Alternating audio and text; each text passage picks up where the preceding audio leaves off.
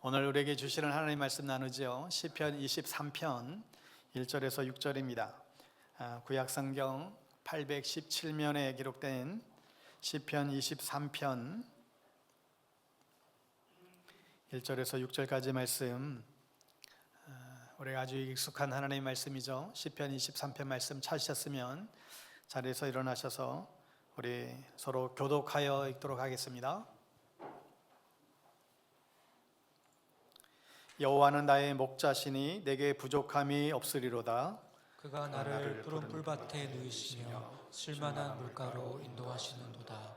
내 영혼을 소생시키시고 자기 이름을 위하여 의의 길로 인도하시는도다.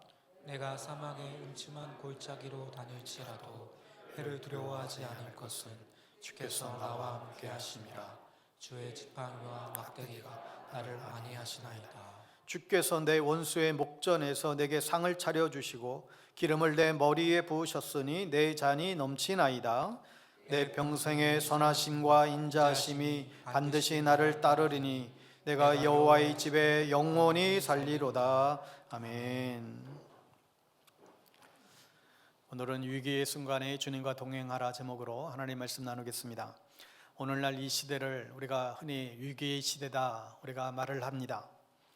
대통령은 탄핵 소추에 의해서 구속이 되었고 여러 가지 정치적인 공방들이 계속되는 과정 가운데에 우리나라는 지금 정치와 경제 모든 분야에 있어서 위기 가운데 있습니다.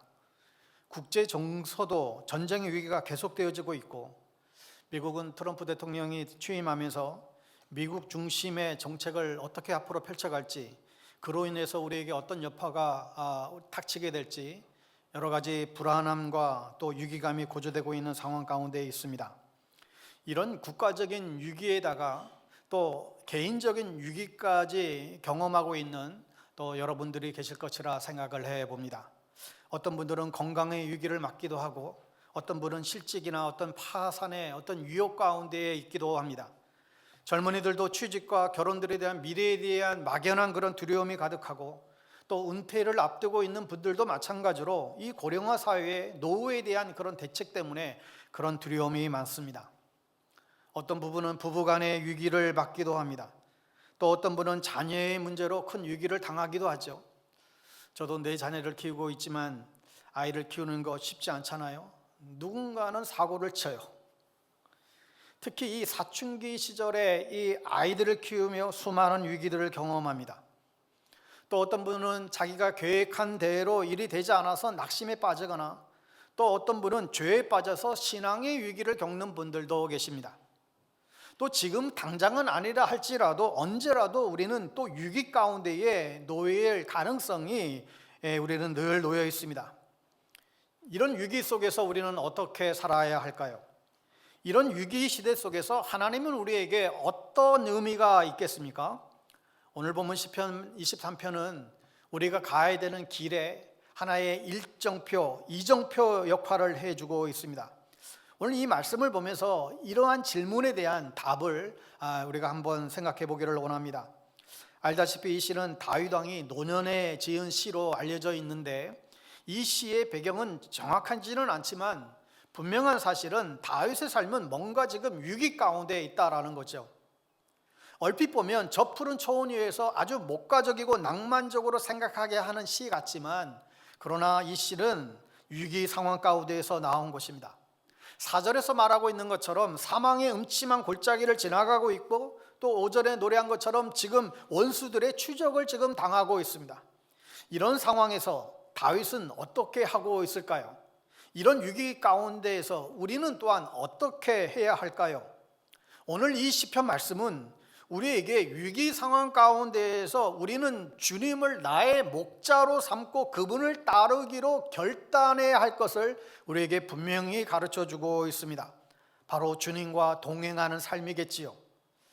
다윗은 항상 하나님을 그의 앞에 모셨고 여호와를 그의 오른편에 두었다. 그래서 하나님과 항상 친밀하게 동행했다는 것을 우리는 알 수 있습니다. 시편 16편 8절 말씀을 보실까요? 내가 여호와를 항상 내 앞에 모시며 그가 나의 오른쪽에 계심으로 내가 흔들리지 아니하리로다. 다윗은 어떤 상황 속에서도 여호와께서 항상 내 앞에 계신 것처럼 늘 인식하며 살았기 때문에 그의 삶 가운데에 조금도 흔들림이 없었다라고 노래하고 있습니다. 오늘 다윗은 위기 상황 가운데에서 무엇보다도 먼저 여호와는 나의 목자가 되신다라고 선포하고 있죠. 여러분 1절을 보세요. 주님은 나의 목자시니 내게 부족함이 없어라. 여호와는 나의 목자 되신다. 여러분, 신앙의 핵심은 하나님을 아는 데 있습니다. 신앙이라고 하는 것, 그것 하나님을 아는 데부터 시작이 됩니다. 또 하나님을 아는 만큼 믿고 우리가 경험할 수 있는 데 있죠. 왜냐하면 우리가 하나님을 아는 만큼만 우리는 우리의 인생을 맡길 수가 있어요. 우리가 하나님을 믿지 못하라고 하는 것은 그것은 하나님을 모르기 때문에 믿지 못하는 거예요. 인간 불행의 모든 원인은 다른 데 있는 게 아니라 하나님에 대한 무지에서부터 출발합니다. 그런데 다윗은 첫 마디를 여호와를 부르면서 다윗의 인생의 첫 자리에 주님의 계심을 보여주고 있습니다. 주님이 우리 인생의 주인이 주어가 되어야 한다는 것이죠. 무엇보다도 다윗은 하나님을 여호와를 자기의 목자로 삼았고 다윗 자신은 그 주님에게 양이었습니다. 사실 다윗만이 이렇게 말한 것이 아니라 성경 곳곳에서 하나님과 백성의 관계를 목자와 양의 관계로 비유하고 있지요. 우리가 여기서 이 다윗의 고백의 의미를 이해하기 위해서는 우선적으로 이 양이 어떤 동물인가를 파악할 필요가 있습니다. 여러분 양을 좀 아시나요? 여러분 올해가 을미년 이 양띠해잖아요. 양에 대해서 얼마나 아실까요? 여러분 오늘 이 양띠인 분들은 좀 양해를 하시고 너무 기분 나빠하지 마시기를 바랍니다. 우리는 사실 대부분 양을 잘 모르기 때문에 성경이 우리를 양으로 비유하는 이 말씀에 아무런 불편함 없이 우리가 또 좋아하는 경향이 있죠. 나를 양처럼 그렇게 순하게 보다니. 여러분 그런 얘기 하잖아요. 역시 나는 양하고 좀 잘 어울려. 찜질방에 가서는 뭐 수건으로 양머리를 하기도 하고 아주 이제 양을 아주 친밀하고 친숙하게 여러분 이제 생각하게 됩니다. 이 양을 아주 깨끗한 어떤 이미지로 생각하는 경향이 있지요. 여러분 그런데 이 양의 특성을 여러분 좀 알고 나면 여러분 기분이 좀 바뀔 거예요. 사실 아까 양의 사진처럼 되게 귀엽고 순수하고 그 자체로 우리가 양을 보게 되잖아요. 여러분 그런데 사실은 양은 하나님이 만드신 피조물 동물 가운데 가장 멍청한 동물 중에 하나예요. 양은 개나 고양이처럼 방향 감각이 없어요. 눈이 또 약시여서 2, 3m 이상을 바라보질 못해요. 그래서 맹수가 가까이 오는 줄도 모르는 채 그렇게 잡혀 먹여요. 자기를 방어할 수 있는 어떤 수단도 갖고 있지 않습니다. 동작도 굉장히 느리고 혼자서 그냥 먹을 것을 찾지도 못해요. 그리고 어디 홀로 데려가면 거기서 떠나지 않고 그 자리에서 그냥 멍 때리고 그냥 있는 거죠. 또 겁이 얼마나 많은지. 굉장히 지금 목이 가람에도 불구하고 바로 옆에 시냇물 소리가 졸졸 들리는데도 불구하고 자기 스스로는 거기서 찾아가질 않아요. 여러분 또 흰털이니까 우리가 순백의 아주 깨끗한 이미지가 그에게 있지만 여러분 사실 양을 가까이 가보면 제가 몽골에 갔을 때 여러 번 양을 가까이 가봤는데 멀리서 볼 때는 그렇게 깨끗한 양이었는데 가까이 가서 보니까 지저분하기가 그지없어요. 고양이나 여러분 집에서 키우는 개들을 보면 그래도 자기의 몸을 혀로 핥거나 해서 자기 몸을 좀 깨끗이 유지하잖아요. 여러분 그런데 이 양은 전혀 그러지 않아요.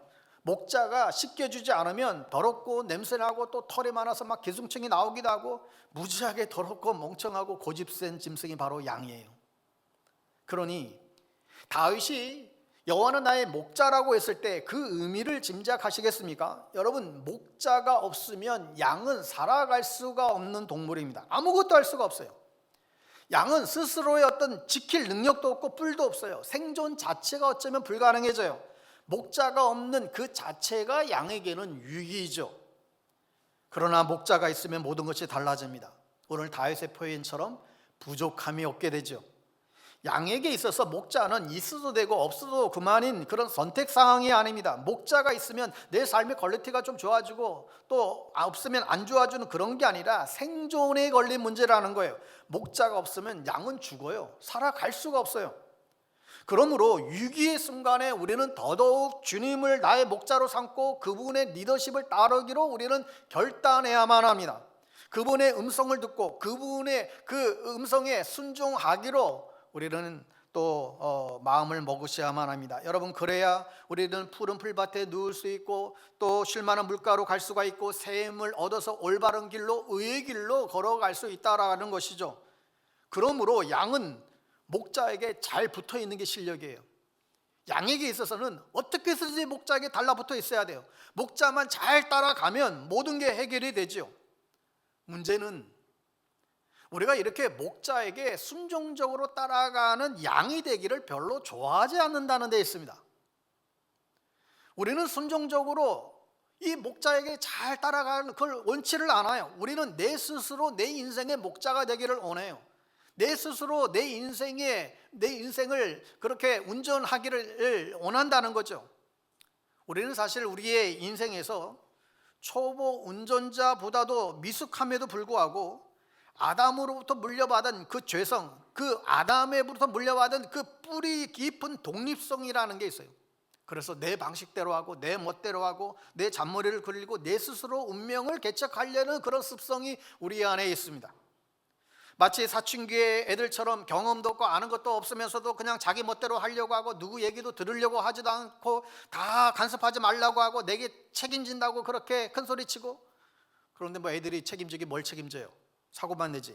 우리가 그런 경향이 있는 것이죠. 많은 사람들이 내 인생은 나의 것이라고 노래를 부르지만 정말로 그렇습니까? 그렇지 않지요.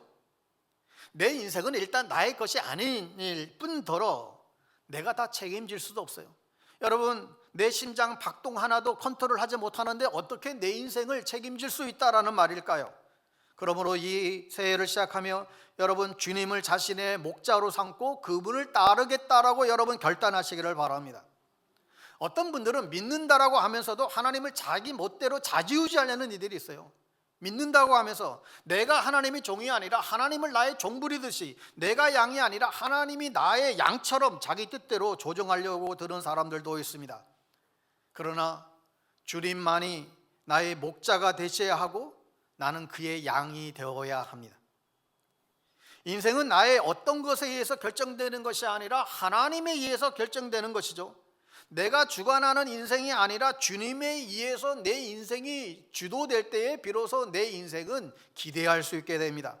하여 내 생각과 내 관점과 내 경험과 나의 지식으로 나를 무장해서 그것을 따라가는 것이 아니라 주님을 따라가기로 결단할 수 있게 되기를 바랍니다. 왜냐하면 주님이 나보다 나를 더 잘 아시고 멀리 보시기 때문에 그렇죠. 그분은 더 선하시고 전지전능하시고 내 인생을 친히 디자인하시고 내 인생을 훤히 더 꿰고 계시는 분이 친히 우리의 목자가 되어 주시겠다라고 말씀하고 있습니다. 그러므로 내 짧은 생각과 교만과 불신을 버리고 그분의 음성을 따르겠다고, 그분의 음성을 듣겠다고, 그분의 인도하심을 따르겠노라고 결단하는 우리가 되어야 됩니다. 위기의 상황일수록 우리는 주님의 목자 되심을 우리가 인정하고 그분의 리더십을 뒤따라가야만 합니다. 여러분, 양은 교만할 이유가 없어요. 양은 교만하면 죽어요. 우리의 모든 것은 하나님의 손에 달려있죠. 은혜라고 하는 것은 여러분 다른 것이 아니라 나의 나된 것을 아는 거예요. 은혜가 뭐냐? 내가 어떤 존재인지 아는 거죠. 겸손하면 살고 교만하면 죽는 거예요. 우리가 지금 내가 잘나서 내 실력과 내 재능과 재주로 살고 있는 것이 아니라 하나님의 은혜로 내가 살고 있음을 기억하고 전적으로 하나님의 손에 매달리게 될 때 하나님께서 내 인생 가운데에 능력을 부어주시게 됩니다. 또한 오늘 이 말씀은 우리가 두려움에 휘둘리지 말 것을 우리에게 권면합니다. 4절에 보면 본격적인 위기 상황이 묘사되고 있는데 여러분 4절 말씀 한 번 더 같이 볼까요? 같이 읽습니다. 내가 사망의 음침한 골짜기로 다닐지라도 해를 두려워하지 않을 것은 주께서 나와 함께 하심이라. 주의 지팡이와 막대기가 나를 안위하시나이다. 여기서 지금 다윗이 묘사하고 있는 것은 당시에 그 목자들에게 굉장히 익숙한 그런 그 상황이죠. 한 해의 전만부의 양들은 그 낮은 지역에서 풀을 뜯어 먹다가 여름에 그 태양으로 인해서 그 높은 고지에 눈이 녹아내리고 또 산 밑에 초원들이 풀들이 다 사라지기 시작하면 목자는 그 양들을 끌고 그 고지대의 초원으로 올라가게 됩니다. 그런데 문제는 이것을 위해서 굉장히 위험한 여행을 해야 된다는 거예요. 그 고지대의 골짜기로 올라가며 있는 그 과정 가운데 아주 어두운 골짜기를 지나가야만 합니다. 이 골짜기에는 굶주린 늑대와 독사들이 어두운 곳에서 양들을 노리고 있고, 또 어떤 낙석이나 어떤 산사태 같은 자연재해에 노출될 그런 위험이 그 골짜기에 있습니다. 지금 다윗이 말한 사망의 음침한 골짜기는 바로 지금 양들이 지나가는 그 위험한 골짜기를 말하고 있는 것이죠. 그리고 실제로 우리의 삶에 찾아오는 고난을 의미하기도 합니다. 우리는 때때로 우리의 삶의 두려움과 위험과 어떤 불확실성으로 가득 찬 어두운 골짜기를 우리도 저마다 지날 때가 있습니다. 여러분, 우리의 인생이 참 녹록지가 않습니다. 여러분, 남들이 보기엔 쉬워 보여도 쉬운 인생이 어디 있을까요? 저마다 다 어려움들이 있습니다.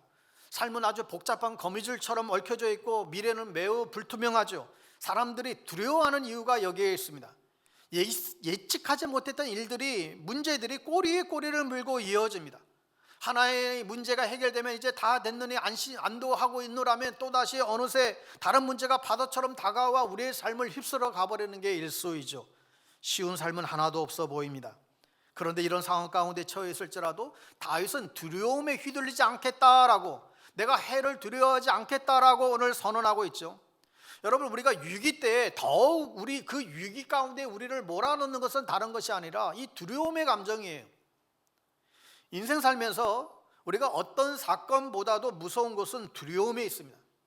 이 두려움의 감정을 이겨내지 못하면 인생은 주저앉게 되고 그냥 얼어붙게 마련이죠. 두려움이 우리를 지배하기 시작하게 되면 우리는 판단력과 분별력을 잃어버리게 돼요. 마비 상태에 빠지죠. 패닉 상태에 빠지는 거예요. 그래서 이상한 그런 우왕좌왕, 이상한 행동을, 해로운 행동을 할 수 있게 됩니다. 일찍이 미국의 루즈벨트 대통령이 대공황 와중에 이런 말을 했잖아요. 우리가 진정으로 두려워해야 될 것은 두려움 그 자체다. 두려움 자체를 두려워해야 된다는 거예요. 왜냐하면 우리가 이 두려움이 우리를 배리 상태로, 우리를 마비시키고 우리로 하여금 아주 해로운 행동을 하게 만든다는 거예요. 언젠가 어느 영상에서 고양이가 골목길에 쥐를 잡는 그 영상을 봤어요.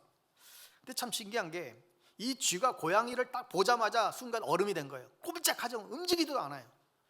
충분히 지금 달아날 수 있는 여지가 분명히 있는데 불구하고 고양이를 마주치는 순간 얼음이 돼가지고 아무 그냥 꼼짝없이 멈춰 있습니다. 그러자 이 고양이가 달려들어 바짝 그렇게 잡아먹는 게 아니라 그냥 툭 치면서 가고 노는 거예요. 툭 치면 기절하고, 툭 치면 기절하고. 얼마든지 이 쥐는 달아날 찬스가 있음에도 불구하고 두려움에 빠져 아무것도 못하는 장면을 보았습니다. 여러분, 우리도 그런 경험이 있지 않습니까? 뭔가 해보기도 전에 주눅이 들거나 그냥 두려움에 빠져서 아무것도 해보지 못한 그런 경험들이 있지 않는가요? 괜히 겁을 먹어가지고 아무것도 못했던 그런 일들이 있지 않습니까? 저는 목사에게 위기에 처해 있을 때 여러 가지 공포와 두려움과 그런 어려움에 시달리는 사람들도 굉장히 많이 보았습니다. 평소에는 굉장히 침착했던 사람인데 그가 어려움이 좀 닥치니까 굉장히 엉뚱한 행동을 하는 분들도 보아요. 또 큰 시련이 불어닥치자 전혀 믿음이 없는 사람처럼 행동하는 분들도 보았습니다. 어떤 사람은 성도임에도 불구하고 점을 치러 다니기도 하고 성도로서 해서는 안 될 행동들도 하는 것들도 보았습니다. 영적으로 혼미해지고 판단이 아주 그냥 흐려져서 실수하는 것이죠. 동시에 하나님을 바라보고 정말 쉽지 않은 상황 가운데에서도 그 두려움에서도 벗어나는 분들도 많이 보았습니다.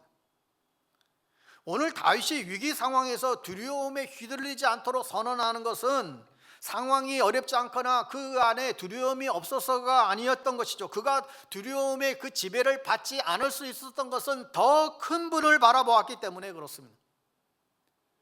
그러므로 우리가 할 일은 하나님에게서 눈을 떼지 않는 거예요. 하나님이 지팡이와 막대기에 내 시선을 두고 그분의 능력을 신뢰하고 나 자신을 그분께 맡기면서 두려움에 휘둘리지 않겠노라고 결단해야 되는 것입니다. 어쩌면 가장 두려운 현실은 하나님의 임재를 우리가 느끼지 못하는 것이죠. 그래서 어려움이 밀려오면 하나님이 나와 함께 하신다는 것이 이게 믿어지지 않는 거예요. 고난이 계속되면 하나님에 대한 의심이 계속해서 생겨나는 것이죠. 정말 하나님이 계신가? 혹 하나님이 나를 버리신 게 아닌가? 여러 가지 의심이 우리 안에 찾아옵니다. 하나님의 부재, 하나님이 나와 함께하지 않는다, 이 하나님의 부재를 느끼는 순간 두려움은 극대화되어 나를 덮기를 시작합니다. 자칫하면 사망의 음침한 그 골짜기가 실제로 내 인생을 파묻는 무덤이 될 수도 있습니다. 여러분, 실제로 죽음의 위기가 우리 주변에 맴돌고 있죠. 나이와 상관없이 일어나는 것 같아요.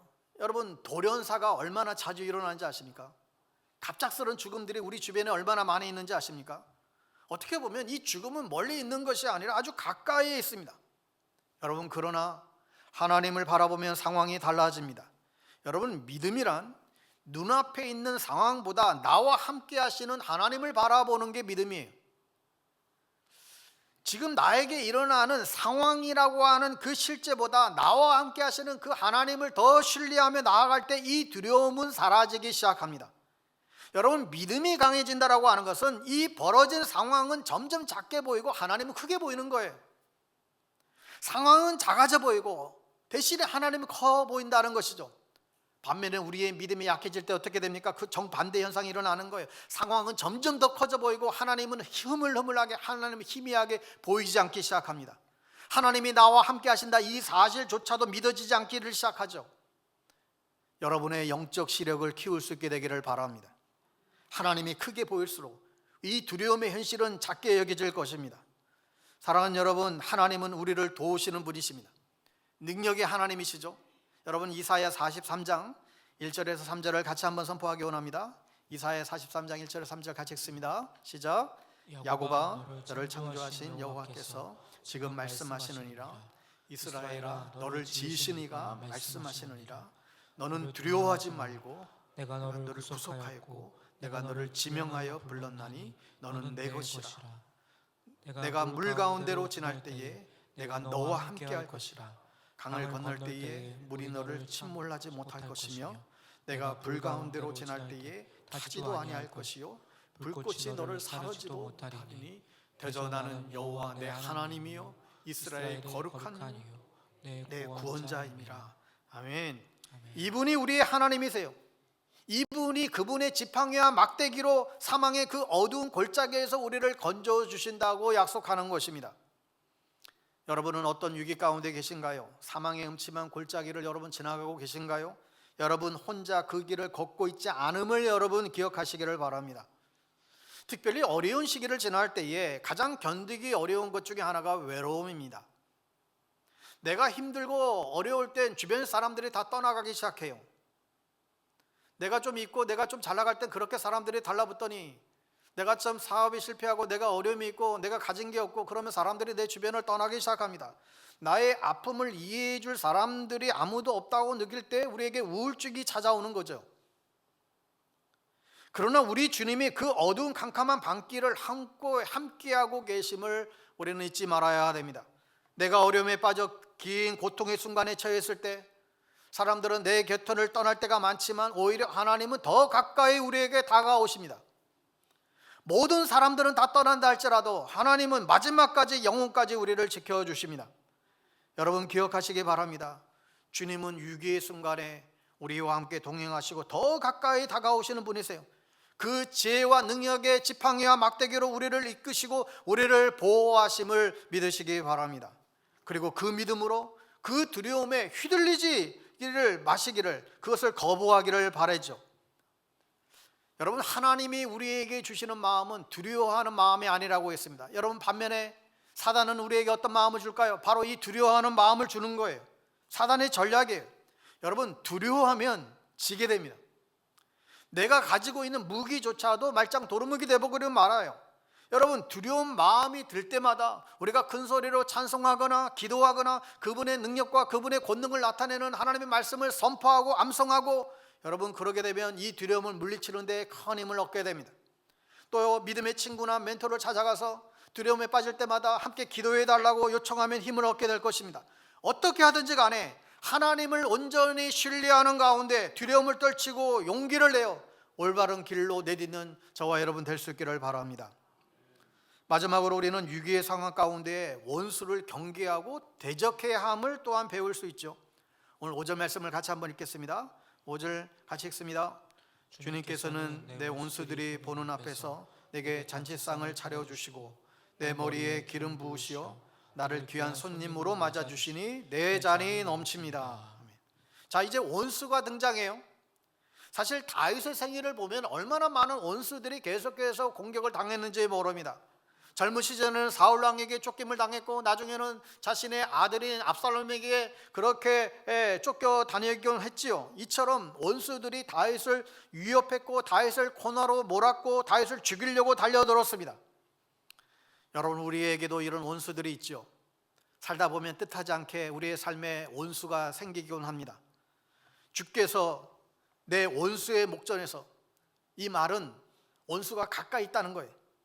다윗의 눈앞에 목전에 가장 가까이에 원수들이 있다는 것이죠. 사실 여러분, 원수는 우리의 여러 가지 관계 가운데에 가장 가까운 관계에서 생겨나는 것 아니겠어요? 원수는 먼 곳에서 생겨나는 게 아니죠. 우리 주변을 보면 특별히 가까운 사람끼리 앙숙으로 지내는 분들도 종종 봅니다. 때로는 형제 간에, 심지어 부모 자식 간에 원수가 되어서 살아가는 그런 가정들도 있습니다. 여러분, 그런데 우리의 진짜 원수는 사람이 아니에요. 우리의 진짜 원수는 악한 영의 세력이라는 것이죠. 마귀와 그의 존재에 들이라는 것이죠. 여러분, 베드로전서 5장 9절에서 이렇게 선언하고 있는데, 여러분 세 번역으로 다시 한번 읽습니다. 베드로전서 5장 9절 말씀 선포합니다. 시작. 정신을 차리고 깨어 있으십시오. 여러분의 원수 마귀가 우는 사자같이 삼킬 자를 찾아 두루 다닙니다. 무서운 경고의 말씀이죠. 여러분, 동물의 왕국 같은 데서 사자가 먹잇감을 찾을 때 그 장면을 보셨습니까? 마귀는 우리를 해치고 우리를 어렵게 만들고 우리를 무너뜨리고 우리를 공격하려고 모든 수단 방법을 다 동원하게 됩니다. 우리가 잘 때는 꼴을 보지 못하는 거예요. 우리 자녀들이 잘 때는 꼴을 마귀는 보지 못하는 것이죠. 우리가 이런 원수의 주목 아래에 있음을, 공격이 대상이 되어 있다는 사실을 우리는 늘 인지하셔야 됩니다. 특히 위기의 상황일수록 원수의 공격은 더 위협적이고 더 집요하고 강력해짐을 우리는 알아야 됩니다. 그렇다면 어떻게 해야 될까요? 오늘 아까 베드로전서 5장 9절 10절을 다시 한번 더 읽겠습니다. 9절 10절까지 이어서 읽겠습니다. 시작. 정신을 차리고 깨어 있으십시오. 여러분의 원수 마귀가 우는 사자같이 삼킬 자를 찾아 두루 다닙니다. 믿음에 굳게 서서 악마를 맞서 싸우십시오. 여러분도 아는 대로 세상에 있는 여러분의 형제 자매들도 다 같은 고난을 겪고 있습니다. 한번 따라서 할까요? 정신을 바짝 차리자. 정신을 바짝 차리지 않으면 정말 우리가 굉장히 어려운 상황 가운데 처해질 수 있다는 거예요.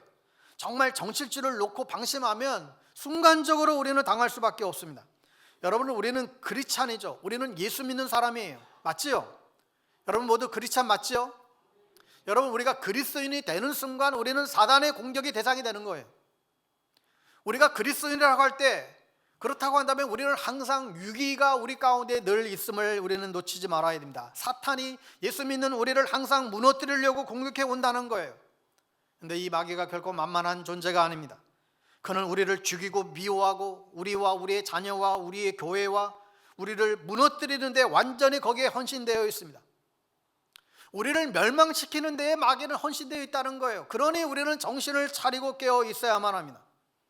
뿐만 아니라 이 오늘 베드로 사도는 믿음의 굳곳에서 원수와 맞서 싸우라고 말하고 있죠. 겁내지 말고 도망가지 말고 싸우라는 거예요.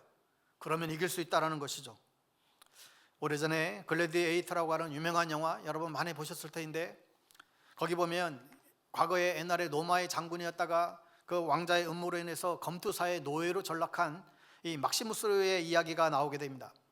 근데 이 사람은 정말 자기를 정말 죽이기 위한 엄청난 적들을 계속해서 직면해야만 했어요.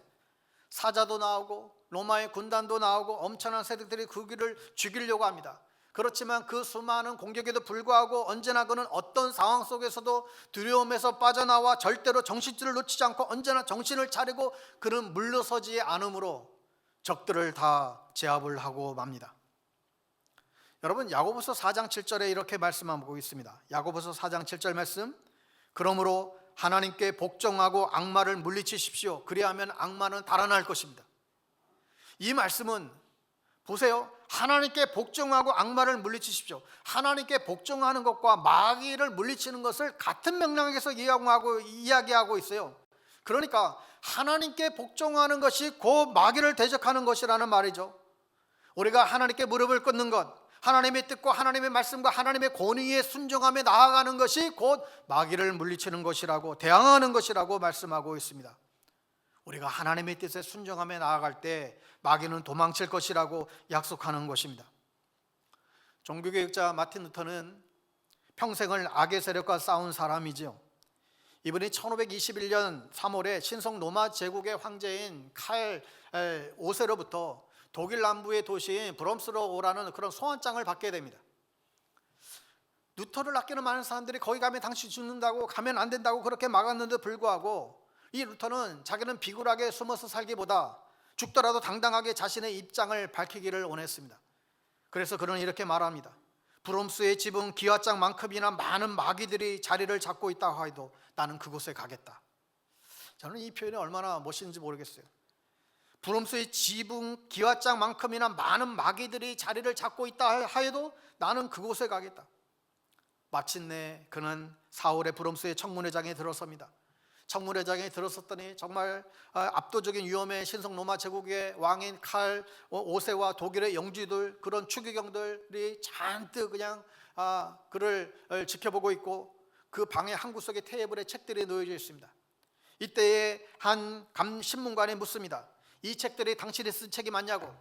루터가 그 책을 보더니 예, 제가 쓴 책들이 맞습니다. 이어서 그가 질문을 합니다. 그대는 이 책들에 쓴 내용들을 철회할 준비가, 그런 마음이 있냐고. 그러니까 그 개혁에 대한 그 책들을 적었는데 이 책의 내용을 지금 철회할, 수정할 내용이 있냐고 마지막 기회를 주는 것이죠. 이때 루터가 자기에게 하루의 시간만을 달라고 그렇게 요청을 합니다. 루터는 지금 절체절명의 위기에 놓여져 있습니다.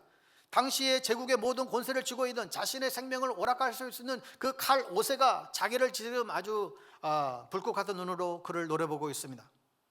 마귀와 악한 세력들은 그를 무너뜨리기 위해서 그를 지금 막 벼랑 끝으로 지금 몰아간 것이죠. 루터는 이 내용을 철회하지 않으면 죽을 수밖에 없는 그런 위기에 놓여져 있습니다. 그런데 만약에 철회하게 되면 육신은 살지 모르겠지만 그의 영이 죽을 것이고, 하나님 나라의 일은 이제 더 이상 땅에 떨어지게 될 것이고, 수많은 사람들은 여전히 지옥을 향하여 달리게 될 것입니다. 루터는 그날 밤에 뭘 했을까요? 하룻밤의 여유를 달라고 했는데 그 하루의 시간 동안, 그 하룻밤 사이에 무엇을 했을까? 루터는 다시 무슨 살아날 수 있는 어떤 그 작전을 짜느라고 밤새 머리를 쥐어짰을까? 아마도 루터는 그날 밤에 원수들의 목전에서 잔치상을 차려주시는 그 주님의 식탁에 마주 앉았을 것입니다. 주님이 차려주시는 그 식탁에 마주 앉아 그분과 함께 대화하며 그분의 음성을 듣고 그로 인하여 힘을 얻었을 것입니다. 기도와 찬양과 예배를 통하여 하나님이 점점 더 커져 보이는 은혜를 그가 누렸을 것입니다. 그리고 그 다음날 그는 주님께 온전히 복종하고 순종하기로 그가 결단했을 것입니다. 그리하여 그 다음날 그는 황제 앞에서 이렇게 담대히 대답하지요. 내 양심은 하나님의 말씀에 사로잡혀 있습니다. 나는 아무것도 처리할 수 없습니다. 또 그럴 생각도 없습니다. 왜냐하면 양심에 반해서 행동하는 것은 안전하지 못할 뿐도 아니라 현명한 일도 아니기 때문입니다. 하나님이여 나를 도우소서. 루터는 원수를 대적했고, 놀랍게도 하나님께서는 그의 안전을 지켜주셨을 뿐만 아니라 그를 통하여 타락한 교회를 개혁하게 했습니다. 여러분은 어떤 위기에 있으신가요? 사방에 여러분을 향한 어떤 공격이 있으신가요? 여러분에게 어떤 유혹이 있으신가요? 어떤 이성이나 돈이나 어떤 탐욕이 여러분을 흔들 때가 있습니까? 믿음을 포기하고 싶고 사명에서 도망가고 싶은 적이 있으신가요? 좀 쉽게 믿고 싶고 적당히 타협하면서 그렇게 살아가고 싶은 그런 마음들이 여러분 안에 있으신가요? 여러분, 그것이야말로 진짜 위기라는 것이죠. 우리가 하나님께 복종하는 가운데 원수 마귀를 대적하고 우리는 대항할 수 있어야 됩니다. 타협하고 싶은 유혹들, 편법을 쓰고 싶은 유혹들, 지름길로 가고 싶은 그 유혹들과 우리는 싸워야만 합니다. 무엇보다도 원수의 목전에서 우리에게 잔치상을 차려주시는 주님의 식탁에 우리는 마주 앉을 수 있어야 됩니다. 그분이 차려주시는 상을 우리가 대함으로 말미암아 그것을 통해서 우리는 새 힘을 얻고 모든 장애물을 돌파하고 승리할 수 있는 그 힘을 우리는 누려야만 할 것입니다. 오늘 시편 23편의 마지막 절은 이렇게 고백하고 있죠. 진실로 주님의 선하심과 인자하심이 내가 사는 날 동안 나를 따르리니 나는 주님의 집으로 돌아가 영원히 그곳에서 살겠습니다. 여러분, 여기 보면 얼핏 보면 우리가 목자를 따르는 것이라 생각하지만 사실은 목자 대신 주님이 우리를 따라오고 있어요. 우리 삶도 마찬가지죠. 우리의 삶을 여러분 돌아보세요. 우리는 신앙생활 한다고 할 때 우리가 하나님을 따른다고 우리는 생각할 수 있겠지만 아니에요. 하나님이 나를 따라오는 거예요. 하나님이 나를 따라오지 않으셨다라고 한다면 어쩌면 우리는 이곳에 있을 수가 없을 것 같아요. 마치 호위 차량이 에스코트 하듯이 주님의 선하심과 주님의 인자하심이 내 평생 나를 에스코트 할 것이다, 그렇게 말씀하고 있는 것이죠. 그리고 이 영원한 놀라운 주님의 집에서 살게 될 것이라고 그런 선언을 하고 있습니다. 여러분, 이것이 위기 가운데에서도 두려워하지 않고 주님을 목자로 삼고 살아가는 사람들의 결말입니다. 이것이 주님의 임재와 보호를 계속해서 신뢰하며 주를 따르고 원수를 맞서는 사람들의 결과라는 거예요. 주의 선하심과 주의 인자하심이 어떤 상황이 벌어진다 할지라도 나를 계속해서 호위하시고 돌보시고 이끄실 것입니다. 사랑하는 성도 여러분, 이 세상의 정치와 경제, 사회에 너무 희망을 걸지 마십시오. 좋아지면 좋겠지만 이 사회가 좋아진다고 다 좋아지는 게 아니기 때문입니다. 우리의 소망은 오직 하나님께 있습니다. 여러분, 세상이 좋아져도 하나님과의 관계가 나빠져 버리면 다 말짱 헛것이죠. 혹 세상이 좀 어렵고 힘들고 복잡한다 할지라도 하나님과의 관계만 좋아지면 우리는 넉넉히 그 모든 상황들을 우리는 이겨낼 수 있게 됩니다. 그러므로 계속해서 그분의 말씀을 따라 사시기를 바랍니다.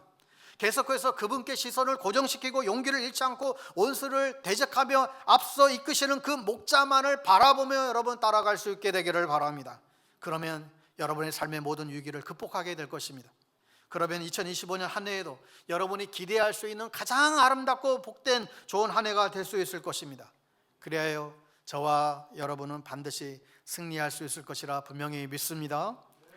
우리 찬양하고 우리 성찬으로 오늘 나아가겠습니다. 주가 일하시네, 이 찬양인데요, 오늘 이 찬양의 고백대로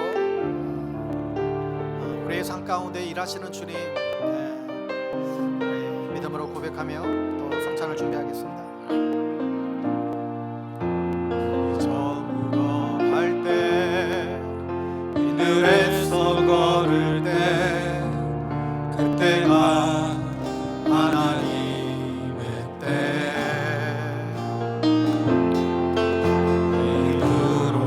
될 때, 빈손으로 걸을 때, 내가 고백해 여호와 이래.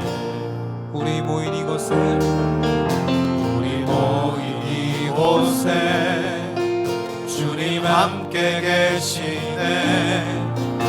우리네 아버지 은혜. 적은 떡과 물고기, 떡과 물고기, 내 모든 걸 드릴 때, 내가 고백해 여호와 이래.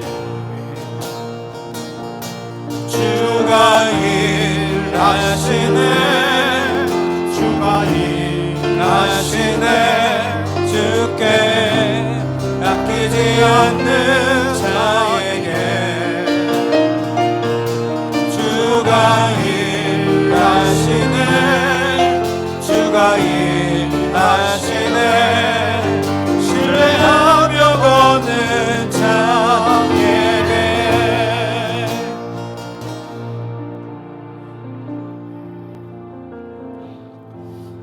주님께서 이 시간 우리를 거룩한 식탁으로 우리를 초대해 주셨습니다. 주님의 초대에 여러분 기쁨으로 반응하시고 오늘 주님의 보좌 앞으로 나아갈 수 있게 되기를 바랍니다. 이 시간 우리의 성찬을 위하여, 우리 함께 성령의 임재를 위하여 함께 기도하기 원합니다. 기도하겠습니다. 하나님 아버지, 이 시간 저희를 주님의 거룩한 식탁으로 초대해 주셔서 진실로 감사합니다. 주님의 보좌 앞으로 하나님 이 시간 나아가오니 이 시간 성령님과 하나 되는 시간 되게 하여 주시옵소서. 주님과 가장 친밀한 그 친밀함을 누리는 영적 식탁에, 영적 교제의 자리로 저희를 나아가게 하여 주시옵소서. 이 시간 성령님만이 이곳 가운데에 임재하여 주셔서 성령이 충만한 가운데에, 성령의 임재 가운데에 하나님 이 떡과 잔을 대하는 우리 모두 될 수 있도록 은혜를 더하여 주시옵소서. 주님의 이름을 고백하며 찬양하며 나아갑니다. 주님 역사하여 주시옵소서.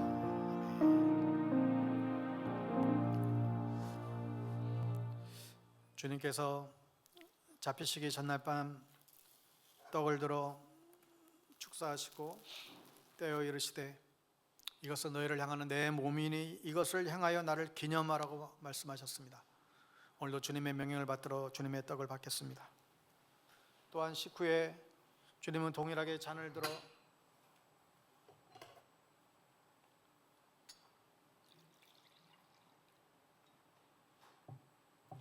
축사하시고 이 잔은 너희를 위하여 세우는 새 언약의 피니 이것을 행하여 마실 때마다 나를 기념하라고 말씀하셨습니다.